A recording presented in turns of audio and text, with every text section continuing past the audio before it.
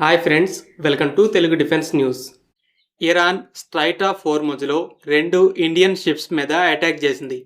హోర్ముజ్ని cross చేయడానికి వస్తుండగా Iranian gun boats వీటి మీద ఫైరింగ్ని స్టార్ట్ చేశాయి. ఈ రెండింట్లో ఒక షిప్ నుండి ఆడియో బయటకు వచ్చింది, ఒకసారి వినండి. Sepa Navy. This is Motoranga Sanmar Herald. You gave me clearance to go. My name second on your list.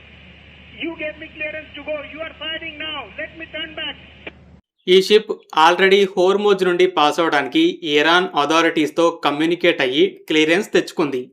కానీ దారిలో సడన్గా ఇరాన్ బోట్స్ ఫైరింగ్ స్టార్ట్ చేసేసరికి షిప్ కెప్టెన్ ఫైర్ చేయటం ఆపండి, మీరు మాకు వెళ్ళడానికి ముందే క్లియరెన్స్ ఇచ్చారు. ఈ షిప్ నేమ్ సన్మార్ హెరల్డ్, మీ అప్రూవల్ లిస్ట్లో 2వ పేరు చూడండి, దాడి చేయటం ఆపి మమ్మల్ని వెనక్కి వెళ్ళనివ్వండి అని బతిమిలాడాడు. దీన్ని బట్టి అక్కడ సిచ్యువేషన్ ఎంత డేంజరస్గా ఉందో అర్థమవుతుంది. క్రూడ్ ఆయిల్ని క్యారీ చేస్తున్న షిప్స్ మీద అటాక్ చేస్తే ఎక్స్ప్లోజన్ జరిగే రిస్క్ చాలా ఎక్కువ. అందులో ఉన్న సిబ్బంది ప్రాణాలు కూడా రిస్క్లో పడతాయి. అయితే ఈ షిప్స్ ఎలానో ప్రాణ నష్టం లేకుండానే బయటపడ్డాయి. అసలు ఏం జరిగిందంటే, మొన్న ఇరాన్ ఇప్పటి నుండి సీజ్ ఫైర్ ముగిసే వరకు హోర్ముజ్ని ఓపెన్ చేస్తున్నాం, అన్ని షిప్స్ ఫ్రీగా వెళ్ళొచ్చు, కానీ వెళ్ళే షిప్స్ మాతో ముందు కమ్యూనికేట్ అవ్వాలని ప్రకటించింది. అయితే తర్వాత ట్రంప్ మాత్రానికి మేము మాత్రం ఇరాన్ ఆయిల్ డీల్కి ఒప్పుకునేదాకా హోర్ముజ్ నుండి ఇరాన్ ఆయిల్ షిప్స్ని బ్లాక్ చేసే ఉంటామని చెప్పాడు.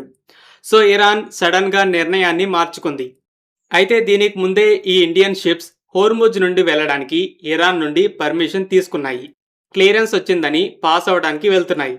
అయితే ఇరాన్ మరలా బ్లాక్ చేయడానికి అటాక్ చేసింది.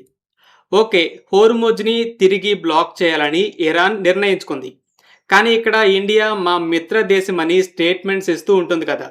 ఇక్కడ వాళ్ళు మిత్ర దేశమని చెప్తున్న షిప్స్, అది కూడా వెళ్ళమని వాళ్ళే పర్మిషన్ ఇచ్చిన షిప్స్. అలాంటప్పుడు సడన్గా నిర్ణయాన్ని మార్చుకుంటే మ్యాక్సిమం షిప్స్కి అడ్డుగా వెళ్ళి ఆకాశంలోకి ఫైర్ చేసి మేము మరలా హోర్ముజ్ని బ్లాక్ చేస్తున్నాం, ముందు క్లియరెన్స్ ఇచ్చాం కానీ ఇప్పుడు వెళ్ళడం కుదరదు, వెనక్కి వెళ్ళిపోండి అని వార్నింగ్ ఇవ్వాలి. అటాక్ చేసే పని లేకుండా వెనక్కి వెళ్ళండి అని జస్ట్ వార్నింగ్ ఇచ్చిన కెప్టెన్ వెంటనే షిప్ని వెనక్కి తిప్పుతాడు. మరి ఆల్రెడీ అప్రూవల్ ఇచ్చిన so called friendly country ships మీద ఎందుకు రెక్లెస్గా ఫైరింగ్ చేయాలి?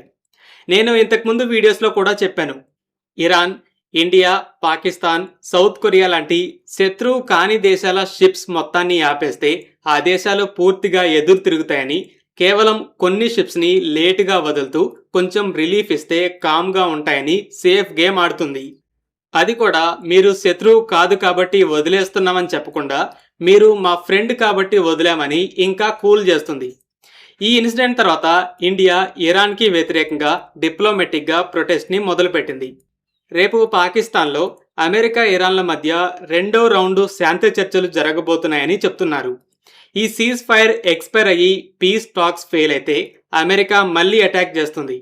రీసెంట్ వీడియోలో మాట్లాడుకున్నాం, అమెరికా ఈ చర్చలతో జస్ట్ టైంని క్రియేట్ చేసుకొని గ్రౌండ్ ఇన్వేషన్కి కూడా ప్రిపేర్ అవుతుండొచ్చు.